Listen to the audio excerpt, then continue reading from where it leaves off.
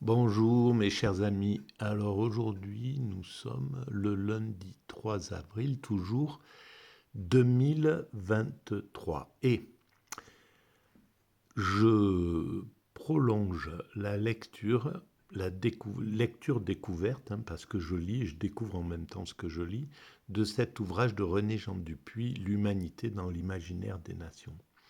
Alors, c'est en lien avec la théorie que je développe sur le site mécaniqueuniverselle.net et dans lequel j'essaie de démontrer que l'humanité, progressivement, évolue vers son ultime perfection.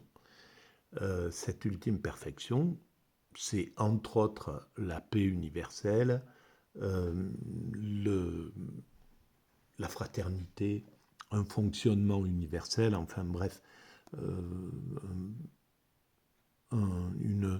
une sorte de fonctionnement au sein justement de l'humanité. L'humanité qui aura pris alors à ce moment-là sa véritable dimension. Parce qu'en réalité, tout ce que nous faisons depuis que nous nous sommes séparés des autres primates, pour nous constituer en espèces particulières, donc en humanité, pour moi, à partir de là, à partir du moment où génétiquement nous sommes distingués des autres primates, à partir de là, chaque être humain qui a participé, et tous les êtres humains ont participé à l'évolution de l'humanité, en pensant travailler pour leur clan, pour leur famille, pour leur groupe humain, voilà, ou pour leur nation plus tard, pour leur communauté, etc. Mais au final, la chose qu'on travaille tous, à laquelle on offre entièrement notre existence, c'est l'humanité. Voilà, on travaille tous qu'à une seule chose, l'humanité. Le reste, on a l'impression qu'on travaille pour nous-mêmes, pour notre propre égoïsme, voilà, pour notre gloriole ou pour notre famille, notre clan, etc., tout ce que je viens de citer. Et en réalité, tout cela revient à l'évolution de l'humanité. Seul compte l'évolution de l'humanité. C'est ça qui donne du sens à la présence de l'homme sur cette planète. Alors, euh, donc, et justement, j'ai pris appui sur cet ouvrage-là de René Jean Dupuy,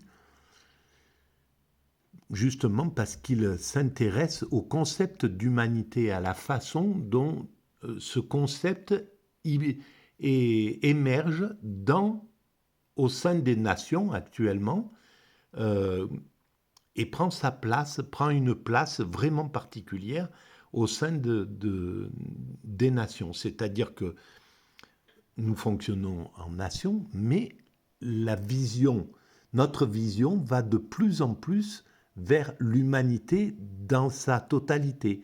Simplement parce que maintenant, on voit bien que nous sommes tous interdépendants.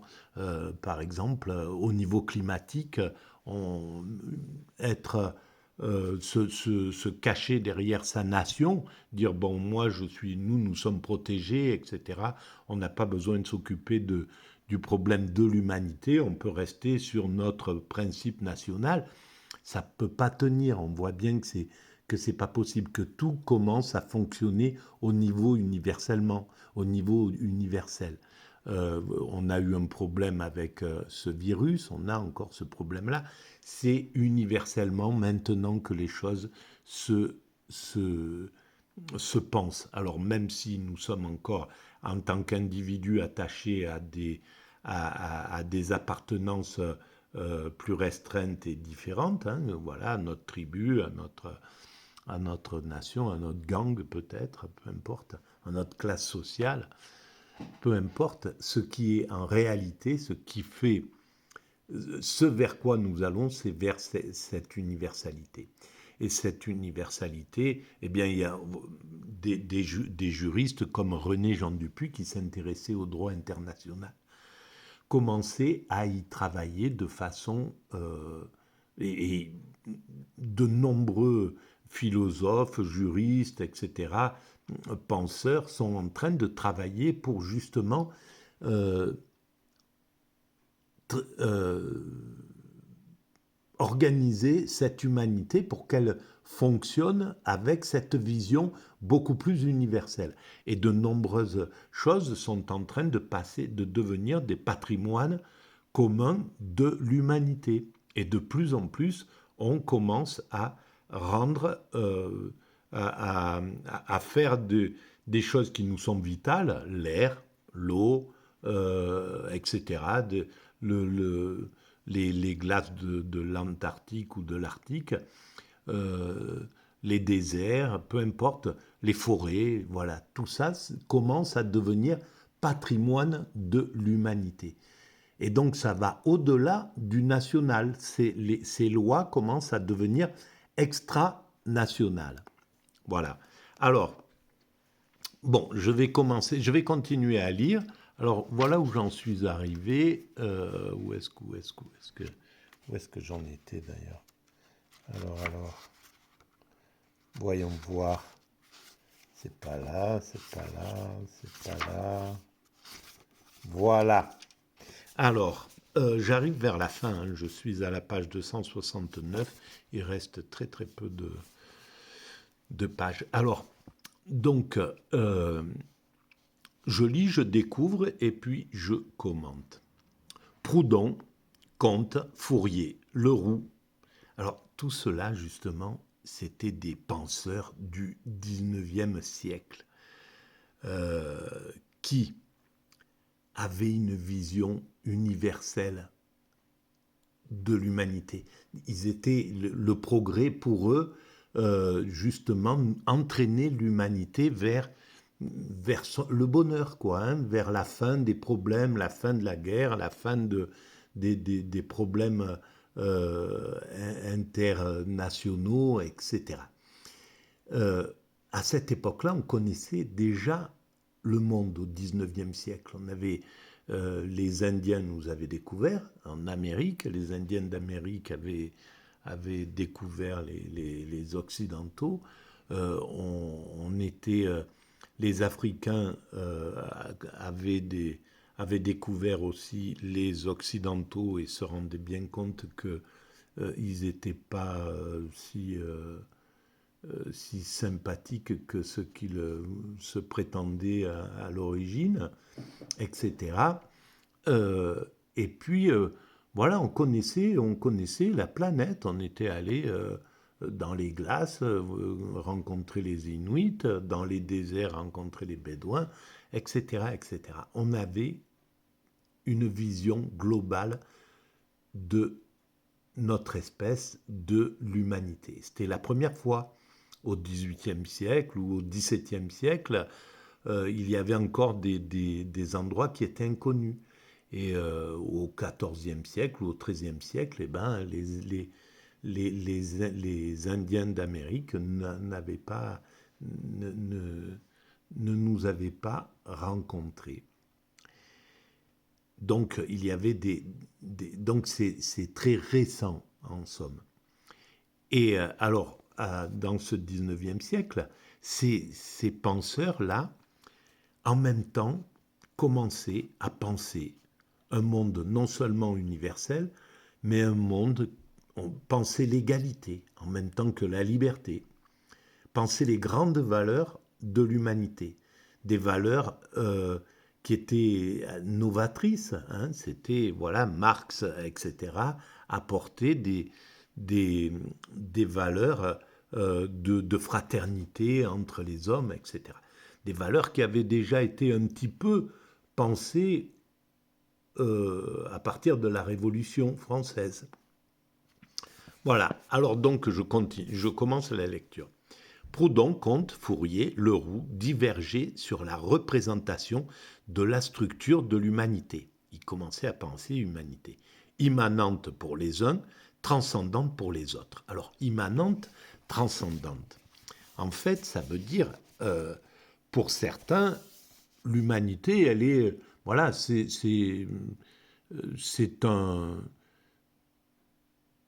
c'est une chose qui s'est constituée, mais qui n'a pas de visée spirituelle, en somme. Voilà, c'est une espèce, mais c'est une constitution terrestre, matérielle, en somme, qui n'aurait pas de, de, de valeur spirituelle. Et pour d'autres, l'humanité est transcendante donc, qui a une vocation divine, ou voilà, qui a quelque chose de divin. Et à mon sens, les deux ont raison. Mécaniquement, c'est immanent. Nous sommes dans la matière, alors immanent, on va regarder ce que ça veut dire exactement. Hop, il est là, un petit pouce, voilà. Alors, l'immanence désigne en philosophie, et en parlant d'une chose ou d'un être, le caractère de ce qui a son principe en soi-même, par opposition à la transcendance qui indique une cause extérieure et supérieure. Alors, elle aurait sa cause en elle-même, c'est-à-dire qu'il n'y aurait pas une force extérieure qui la ferait mouvoir. Alors, évidemment que pour moi, elle est transcendante. Il y a une cause extérieure qui l'oriente, tout simplement parce que l'humanité s'est construite entre le moment où nous nous sommes séparés des autres primates et aujourd'hui. Elle s'est construite de façon inconsciente par les hommes. Les hommes ne savaient pas ce qu'ils construisaient. Ils construisaient, mais pas dans un sens, pas avec, en disant, voilà, on doit construire l'humanité dans ce sens-là, avec un plan, quoi, hein, établi. Non, donc c'était tout à fait intuitif. Et pourtant, cette orientation, depuis le début, va vers sa perfection. L'humanité, depuis qu'elle s'est distinguée des autres primates, évolue progressivement vers son ultime perfection. Toutes les étapes qu'elle a passées la conduisent vers cet état de perfection dont je parlais dès le début. Et en fait, c'est simplement parce qu'elle est donc elle est transcendante au fond. Elle a un sens, elle a une mission, un rôle, etc., une vocation. Mais elle est immanente parce que elle est inclue dans un développement, dans une progression. Mais on peut le voir exactement comme l'évolution d'un être humain. Elle est née à un moment, nous sommes nés à un moment en tant qu'individu. Elle a eu une sorte de bébé, on a été des bébés, une enfance, une adolescence inconsciente, tout ça se fait un peu inconsciemment, puis une prise de conscience de son but, etc. Et une finalité. Et donc, nous, dans notre évolution, nous ne pouvons rien faire. Nous ne pouvons pas inverser le processus. Nous ne pouvons pas passer de bébé à adulte, et puis revenir à enfant, et puis passer par vieillard, et puis adolescent, etc. On ne peut pas inverser ce processus. Donc, il y a quelque chose qui échappe à notre volonté. Nous n'avons pas la volonté de changer le cours des choses. Et l'humanité n'avait pas la volonté de pouvoir changer le cours des choses. Et je pense qu'elle n'a pas la possibilité de changer le cours des choses. Et donc, nous allons vers cette ultime perfection. Contre vents et marées, en dépassant des obstacles inouïs. Les derniers, on les a connus au XXe siècle, une guerre mondiale avec la capacité de nous détruire, etc. Et pourtant, on a dépassé ça. Des moments avec des grandes tragédies, la peste, etc. On a dépassé tout cela pour continuer vers notre ultime perfection. Et à chaque fois qu'on a passé des étapes comme ça, on se rend compte plus tard qu'elles étaient vitales nécessaire, qu'on ne pouvait pas ne pas passer par ces étapes-là. Comme un être humain ne pouvait pas. Ce que je suis, c'est exactement le résultat de tout ce qui m'est arrivé, de tout ce que j'ai vécu. Et je ne pourrais pas être ce que je suis en enlevant une minute ou une journée ou une chose de ce qui s'est passé dans mon existence. Voilà, je suis le résultat total de cette chose-là. Et c'est valable pour chacun d'entre nous et c'est valable pour l'humanité. Voilà. Alors, donc immanence ou transcendance, débat qui dépasse la spéculation gratuite. Il a pour enjeu, dans une vision simpliste, la primauté à reconnaître à l'humanité ou à ses membres, chaque option étant censée exclure l'autre. Voilà. Ah oui, c'est ça. Alors, débat qui dépasse la spéculation gratuite. Il a pour enjeu, dans une vision simpliste, la primauté à reconnaître soit à l'humanité ou à ses membres, chaque option étant censée exclure l'autre. Et c'est faux. Là, je ne suis pas d'accord. En fait, que ce soit par immanence ou par transcendance, qu'on le pense des deux façons, l'individu en lui-même, il est absolument vital. La primauté, elle est à l'individu et elle est à l'humanité. L'individu n'est rien sans l'humanité n'est rien sans l'individu. Donc, ils sont tous les deux essentiels l'un à l'autre. Et donc, chaque individu étant essentiel à l'humanité, l'humanité devra prendre conscience de ça. Et donc, chaque individu doit être protégé, doit être choyé, doit être aimé par l'ensemble de l'humanité. Et l'humanité doit être choyée et aimée par chaque individu parce qu'elle est, parce qu'elle est essentielle à chaque individu. L'individu ne peut pas vivre en dehors de l'humanité. Il ne peut pas s'extraire de l'humanité en réalité. Voilà. Donc, au fond, c'est pas exclusif, à mon sens, mais on arrivera à ça. Alors, pour l'instant, le concept d'humanité exclut les hommes plutôt. Les hommes, ils sont, on voit bien, c'est de la chair à canon. C'est pour une grande partie, ils ont une vision universelle des choses. Et par exemple, ça l'a été aussi pour le communisme, comme pour le libéralisme. C'est-à-dire que en gros, ils évoluent en disant on ne fait pas d'omelette sans casser les œufs. Donc, pour aller vers la fraternité absolue, le communisme pouvait massacrer des hommes, pouvait les priver de liberté. Pour aller vers la finalité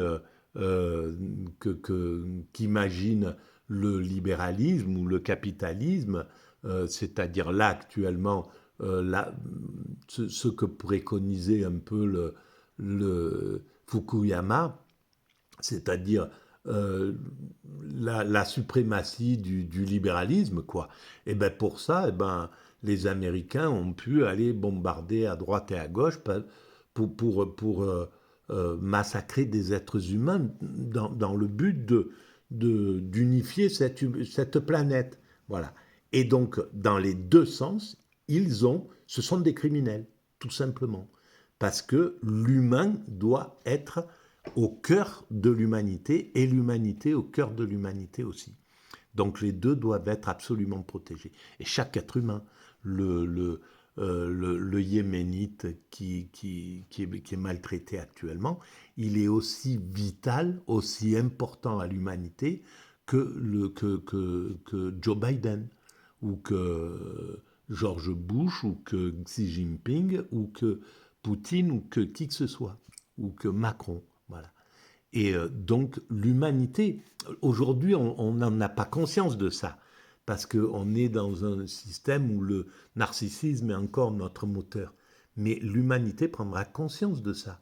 Et donc l'individu, on aura pris conscience qu'il est d'essence divine, qu'il est une partie du divin, et donc il sera absolument protégé partout sur la planète et il appartiendra, à partir du moment où il appartient à l'humanité, il sera intouchable, il sera un, un, un diamant, un trésor de l'humanité. Voilà.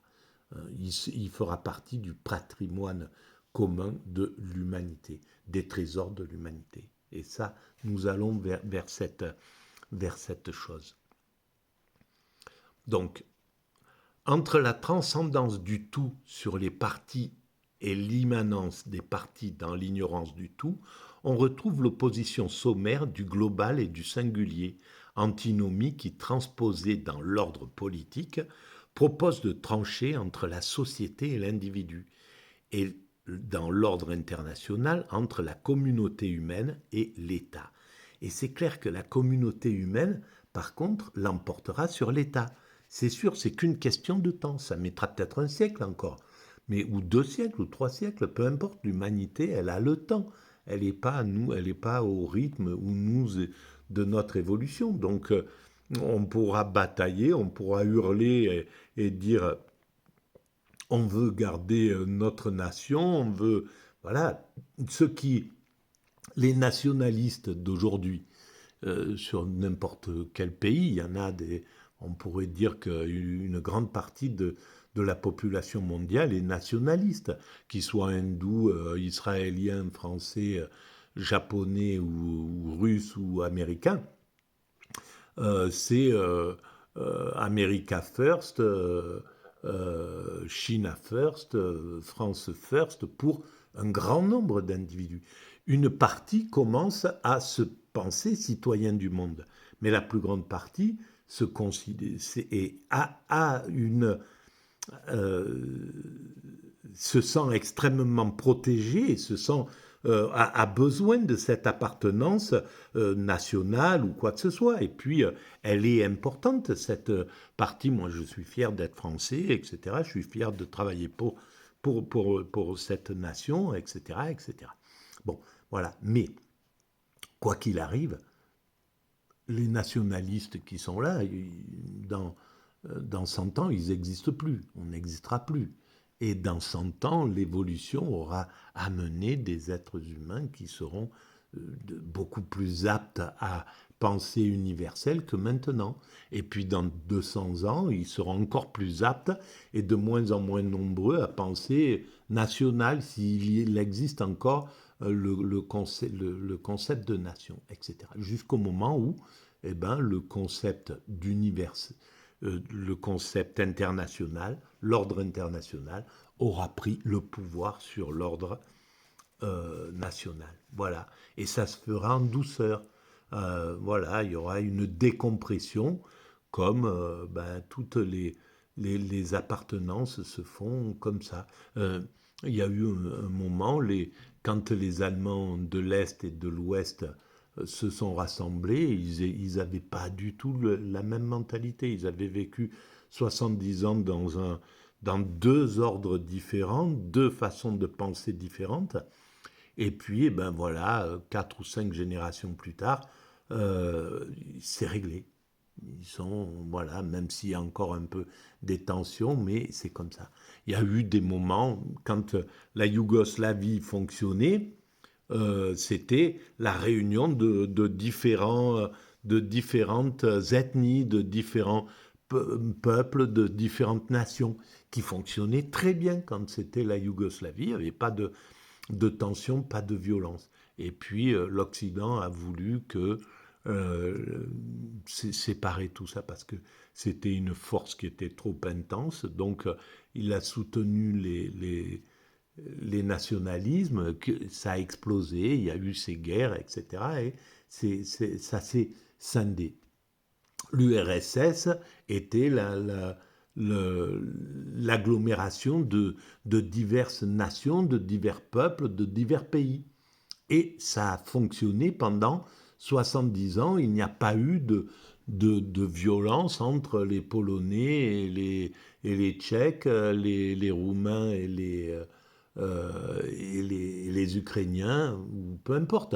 Donc tous semblaient vouloir vivre et donc ont pu vivre sans tension, sans rien, dans un système plus global que ce dans lequel ils sont en train de vivre. Bien sûr que à l'explosion de l'URSS, chacun est reparti dans son territoire. Mais euh, est-ce que c'est voilà, c'est revenu comme ça. Mais par exemple, il y a eu un moment, il y avait la Tchécoslovaquie, et ben les Tchèques ont voulu se séparer, etc.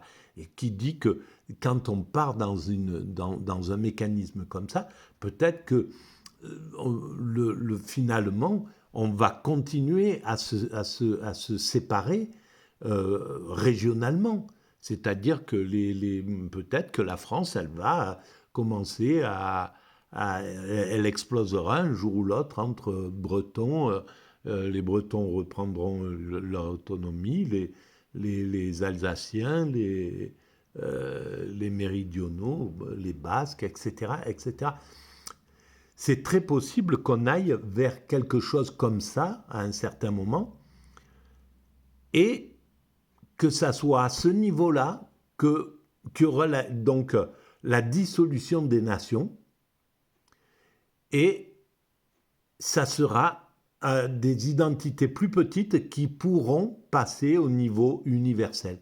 C'est aussi une possibilité. On ne peut pas savoir comment va évoluer l'humanité. La seule chose qu'on peut être sûr, d'après moi, c'est que nous irons vers un fonctionnement universel total, un ordre international absolument juste, absolument fraternel, absolument bienveillant, et au sein duquel tout le monde vivra parfaitement bien. Et justement, l'URSS a montré que c'était possible.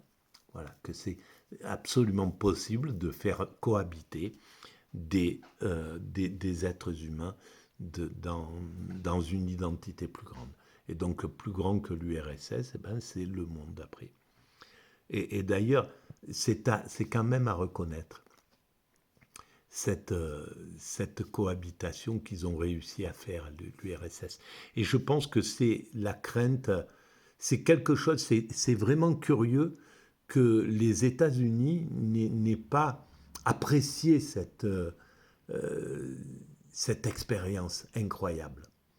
Je pense qu'ils n'ont pas pu l'apprécier parce qu'il y avait une morale qui était émise par le monde communiste, une morale qui privilégiait l'être sur l'avoir, etc., la fraternité,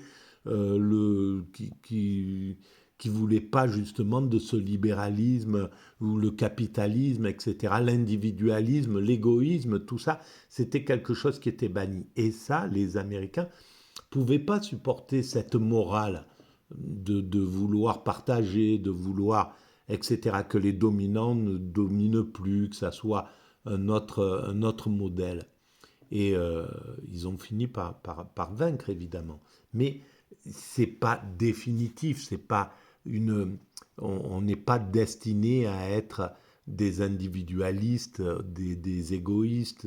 Ce modèle, le modèle américain, ne sera pas le modèle qui va être appliqué pour l'ensemble de la planète. On voit bien qu'il est invivable. On ne peut pas vivre cette forme d'existence, et surtout maintenant. Ça a pu avoir un peu d'attrait dans les années 50, 60, 70, quand voilà, quand c'était la petite maison dans la prairie, et c'était ces valeurs-là qui étaient données à l'humanité. Mais on voit bien que dès qu'il part dans un état de toute puissance, les valeurs ont complètement changé. Hein.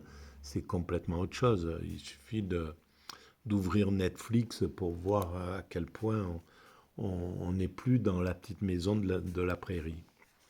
Alors, donc, ce mode de représentation du rapport immanence-transcendance, selon une exclusion mutuelle des deux termes, s'inspire d'une logique formelle qui méconnaît la complexité du réel.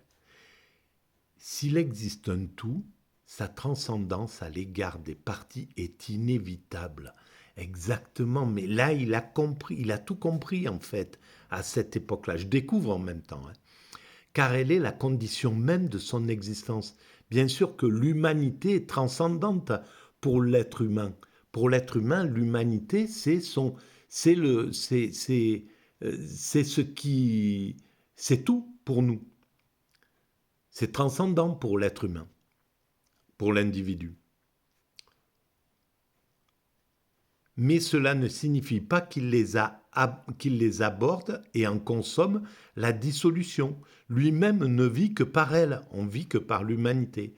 En vérité, l'humanité se déploie dans l'immanence de ses membres, mais elle en est en eux comme ils sont en elle. Exactement. Elle enchevêtre la transcendance. Je ne l'avais pas lu, hein. Elle enchevêtre la transcendance du tout sur les parties et l'immanence des parties dans le tout. L'humanité n'est pas un concept totalitaire par rapport à la personne qui en émerge par sa liberté. Bien sûr, l'humanité, c'est... Mais je vais y réfléchir parce que là, il y a quelque chose qui est encore plus intéressant. Il y a quelque chose d'extrêmement spirituel. Alors, pourquoi il y a tout ce spirituel dans l'humanité? Pourquoi nous sommes inclus dans cette matrice, mais une matrice euh, qui ressemble à une femme, pas à Matrix, à une femme qui porte un enfant. Nous sommes à l'intérieur de cette matrice, de ce liquide amniotique qu'est l'humanité. Voilà. Alors, une liberté qui la féconde ou qui la nie. Dans cette dernière hypothèse, elle s'affirmera xénophobe ou raciste, ne prêtera aucune attention à une humanité qu'elle pourra abîmer par des pollutions ou noyer dans les vagues d'une démographie à la croissance exponentielle. Voilà alors pourquoi des êtres humains, purée, mon ongle là, on voit que j'ai travaillé aujourd'hui. Hein. Alors, pourquoi des êtres humains peuvent maltraiter cette planète? Alors que maintenant on a compris que c'est notre mère, que l'humanité c'est notre mère.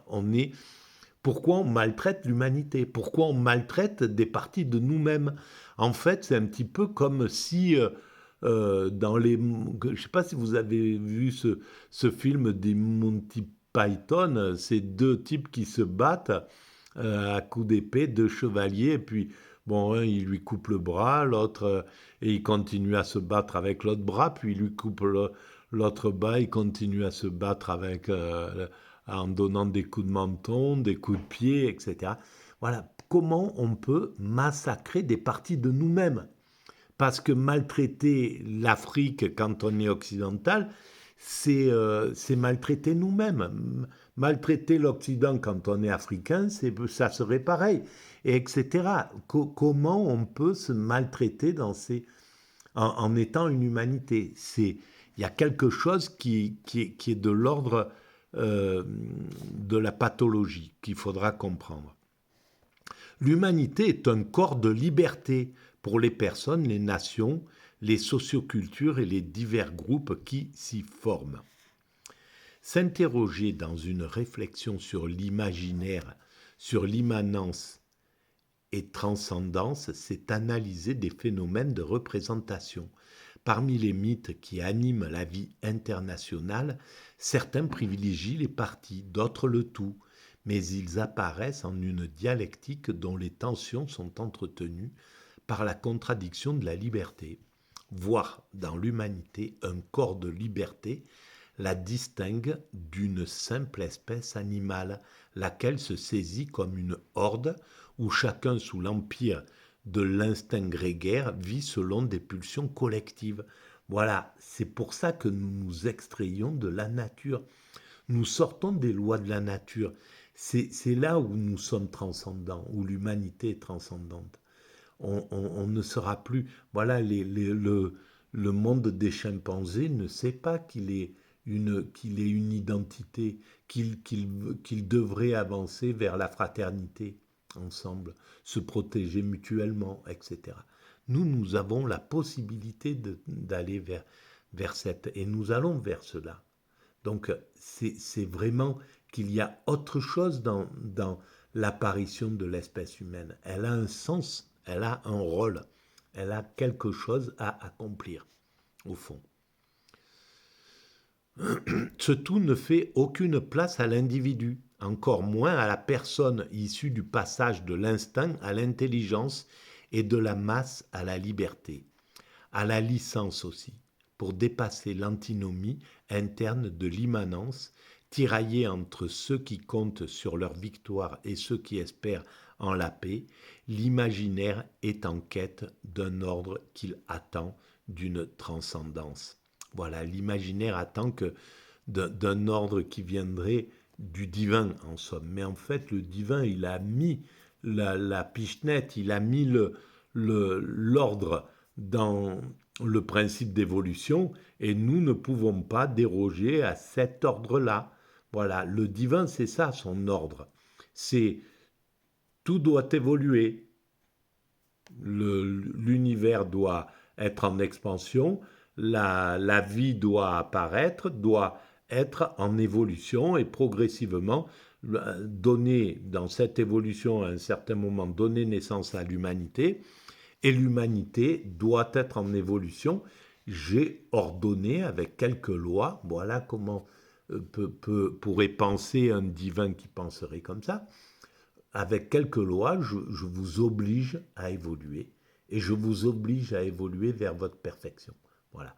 Il n'y a pas d'autre solution, vous n'avez pas le choix, c'est comme ça. Vous évoluez parce que la mécanique que j'ai mis en œuvre, elle est comme ça. Voilà. À partir de quelques particules élémentaires, j'ai mis en œuvre cet univers et à partir de quelques règles, de quelques ordres que vous commencez, vous, humains, à découvrir, la force forte, la force faible, l'attraction, enfin voilà, les forces qu'on a découvertes. Et encore, il nous dit, le divin, il nous dit, vous commencez à percevoir, mais vous n'avez pas compris encore. Parce que toutes ces forces, elles sont peut-être unifiées en une seule. Et c'est celle-ci qui est moi, le divin. Voilà, il faut que vous trouviez comment j'ai fait cette création, comment j'ai mis en œuvre cette création. Et quand vous aurez compris ça, vous aurez atteint le but. Et vous aurez atteint votre perfection en même temps. Voilà. De laquelle? De celle des règles et d'institutions dont la cohérence formelle risque, en bloquant le système international, d'y accumuler des charges explosives, ou celle d'une humanité non mécanisée et ouverte sur un futur renouvelé, au péril de sa liberté. Voilà où il en était en 1991 quand il a écrit cet ouvrage, René Jean Dupuy. Et il y a quelque chose de qu'est-ce que j'aimerais qu'il soit encore en vie et lui dire de ce que j'ai découvert avec la mécanique universelle. Et qu'il ne pouvait pas, à la limite, découvrir encore à cette époque-là. Malheureusement. C'est ça qui est... Bon, voilà. Après, je pense que nous sommes tous... qu'il y a quelque chose au-dessus et que son âme regarde, voit, comprend. Voilà, que cette création est bonne avec ses créatures. Donc, voilà. Bon, en tout cas, je suis arrivé à la fin de ce chapitre. Bon, vers la fin, j'étais un peu fatigué, donc je n'ai pas pu... Alors, immanence. Ah, mais voilà. Alors après, il détaille immanence et transcendance. Très intéressant. Ben, on fera ça. Alors, ce soir, non, parce que il est presque 11 heures et je suis fatigué. Donc, on va arrêter là pour cette vidéo. Et je vous dis, mes chers amis, à bientôt. Voilà, par contre, si vous avez... si vous pensez que c'est assez intéressant, ces vidéos-là, je vous engage à mettre un pouce ou et à vous abonner. Et puis voilà, à en parler si vous voulez bien autour de vous. Merci, à très bientôt, au revoir.